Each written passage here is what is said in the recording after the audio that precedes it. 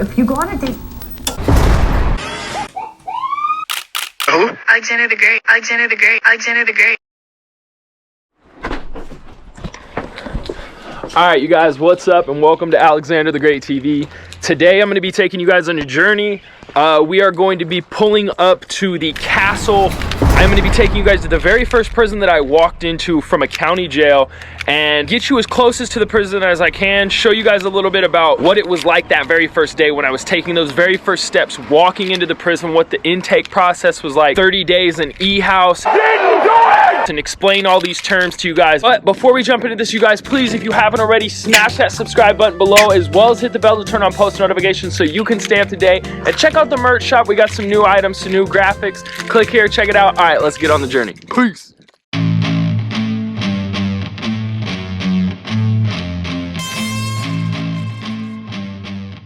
I left from Olmsted County Jail at about 4:30 a.m. in the morning. We hopped into a transport van. The transport van left from Rochester, Minnesota to St. Cloud, Minnesota. So we had about, I'd say, a 4.5 hour drive. No pit stops, so they mention, you know, here, eat food before you get on the van. Don't drink a lot of liquids because you will not be able to use the restroom, which really sucked. And I have a crazy story for a next future video. Use the restroom on a van, handcuffed, shackled. And I told the guys, hey, we need to stop, but that's for another story, another day.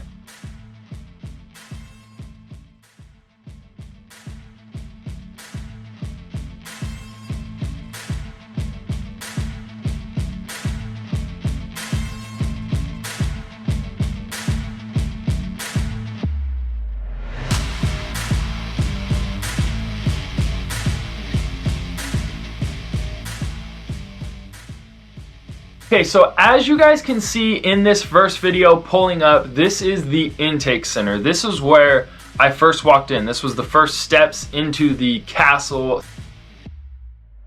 Walking into the state prison was a very odd, weird feeling because you kind of just pop into this big metal swinging door. When you go in, there's a CO, correctional officer, sitting at his desk, ready, waiting. You know, he's being radioed in that there's 6 new inmates coming from this facility, this county jail. When we walked into this place, we were all put into this separate holding tank, which was just filled with glass windows. There was a metal toilet, and all of us were handcuffed and shackled. One by one, each inmate was pulled out and the intake assessment was started.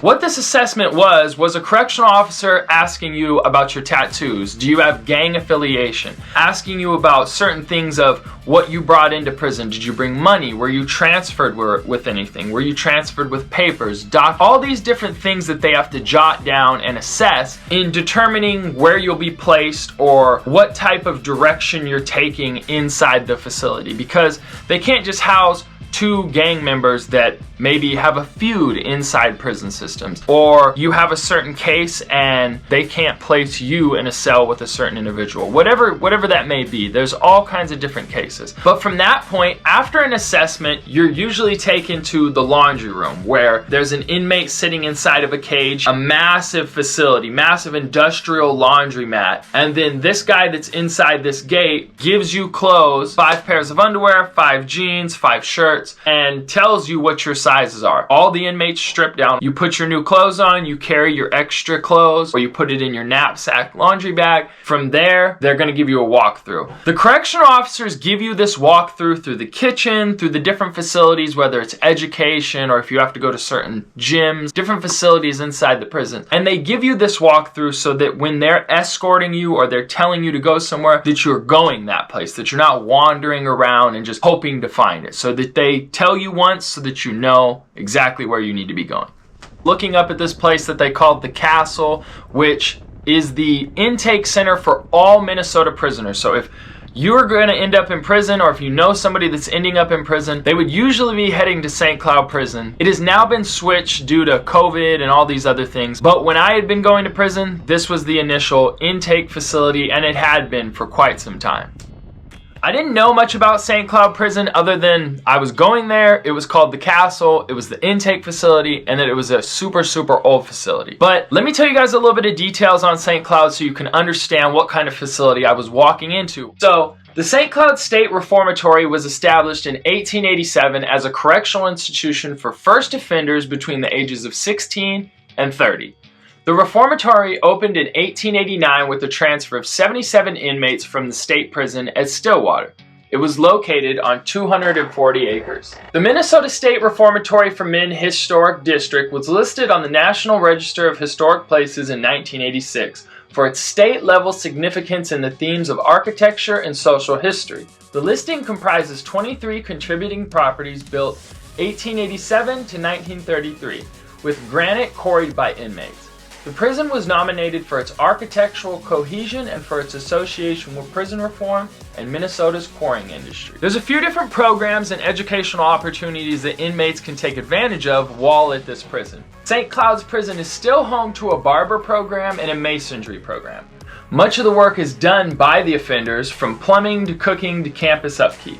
License plate stamping was done in St. Cloud State Prison for many years up until 2008, until it was transferred to another facility. During the first decades that the prison was built, upon release it was a standard issue to give you a horse, a saddle, a rifle, and a gold piece. Okay, so now once you've done a walkthrough of the facility with the correctional officers, you're going to be heading to E-House. Now what E-House is a separate unit for inmates that are going to be sitting for the 30-day assessment period. B-House, C-House, there's all these other units for, say, education, kitchen workers, so you get placed in these units depending on where you're placed inside the facility. I don't care how tough you are, this is such an intimidating aspect of coming into prison. So I can remember the guard opening this door in a line, numbered of inmates to walk in through the door, and when you walk in, you look up and it's 5 stories high. And you're holding your bag of stuff, looking up, and there's inmates all along looking out their cells, because during this 30 days, you're in your cell all the time except when you come out for breakfast, lunch, and dinner, and then when you come out for 1 hour a day. If you're not with a loss of privilege or in some type of trouble that doesn't allow you to come out of your cell at this time, you come out for 1 hour and you have to jump in line with all the other people to get on the phone, jump in line to get in a shower, and you can only take one or the other. So you better decide if you want to take a shower, if you want to get on the phone that day. So you need to hurry up, make it happen. And for this first 30 days, I got multiple infractions, multiple LOP, loss of privileges is what that called. I got multiple instances where I lost my hour out and they only allowed me to come out and take a shower, and that was it. I couldn't make a phone call, nothing. This was hell. I hated it. And it was such a crazy, crazy experience being in this old prison. Like I said, 5 tiers high. There's broken windows way up. Like somebody must have broke them a long time ago and they never wanted to fix them. There was like bats coming in through those windows at night.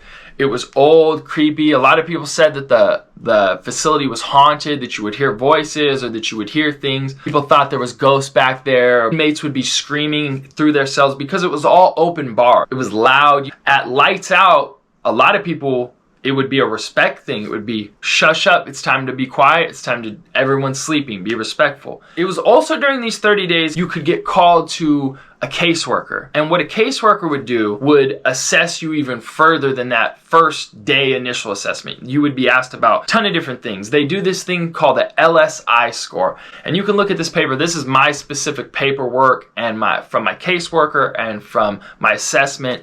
And there's a ton of different things that they assess you on. They give you this percentage. Mine ended up being 30 out of 54, and that was extremely high. They said this individual is going to reoffend, and that's what this score and assessment dictates and places you in a facility of higher custody or lower custody. And privileges and responsibilities come with lower levels as you work your way down. And it took me 2.5 years to work my way down. St. Cloud was the very first prison I went to. I stayed there for a couple months and then I was transferred to Rush City State Prison, hardened prison, where I felt like I had to watch my back every second of every moment of every day. And it was crazy. I felt like this was like pushing me further being around these individuals. When I made it to a medium where maybe if that's where I would have started, my sentence would have been so much more productive going into college and doing things and having those resources and those opportunities at that custody level. Eventually after E-House, I got transferred to a kitchen facility. From there, I just sat maybe like another month and a half before I got my box, which when they say, hey, pack your stuff up and you get your box, you know you're leaving the next day. And that next day, I was like, okay, I can't wait to see where I'm going. Hopefully I'm going somewhere good, you know, a medium or something like that. I thought I was maybe going to Stillwater because I had put in a request to go to one of their education programs there. Everybody kept telling me, you don't want to go to Gladiator School. It's not what you want to see written on your lunch bag in the morning, because that's where you'll be going. That's where you're ending up. And I just thought, okay, you know, I'm not going there. I put in an education request. You know, they're going to fulfill what I want to do to pursue something good. And that next morning, when I woke up, you're going to learn how to fight if you don't already know how to fight. And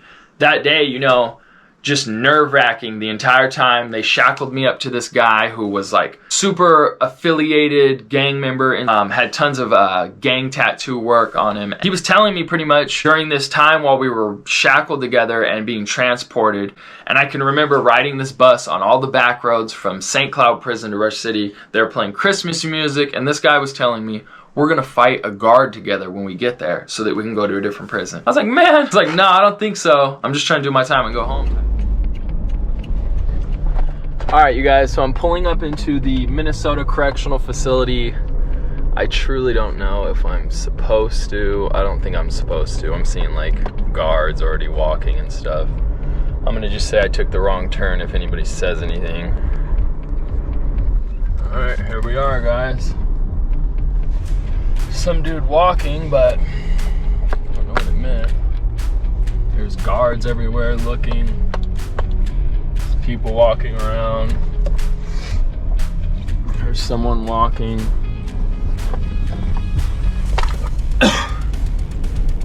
It's crazy.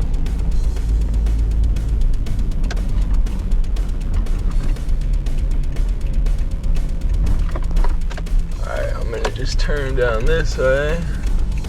See if we have some parking. Yeah. It just almost doesn't feel right being in. Like, I know they'll tell me bounce if they see me here, but I want to get a better view for you guys. I want you guys to see what I'm seeing and give you guys a little bit of a view of the up close. Here's a fender release pickup. If you guys see the sign. So this is where people will be dipping out.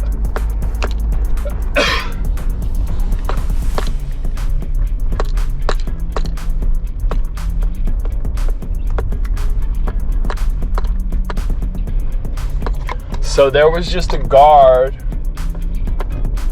trying to stop me in that van. Not trying to stop me, but he was definitely looking. Yeah.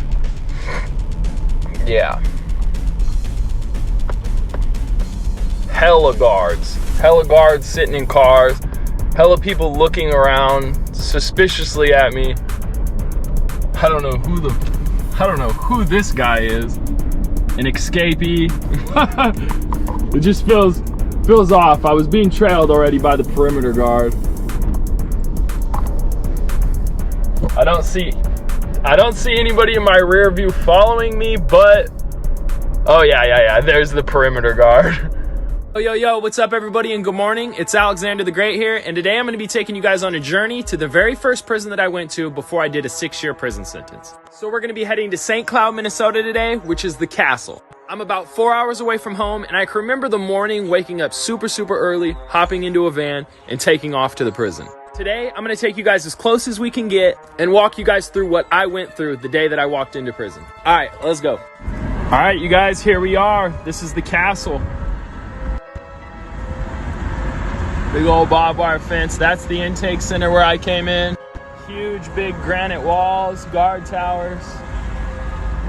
You guys, I'm a little upset I couldn't get any closer to the prison. If you saw in that last clip, the perimeter guard was following me around the prison and they saw me pull into the parking lot. And when they see me, they pulled up to me and rolled down their window, but I didn't stop. I just kept driving. I figured, what am I gonna tell them? I'm shooting some videos. I'm an ex-con. So in that area that I pointed out, you could see the intake center. Here's a picture of it right here.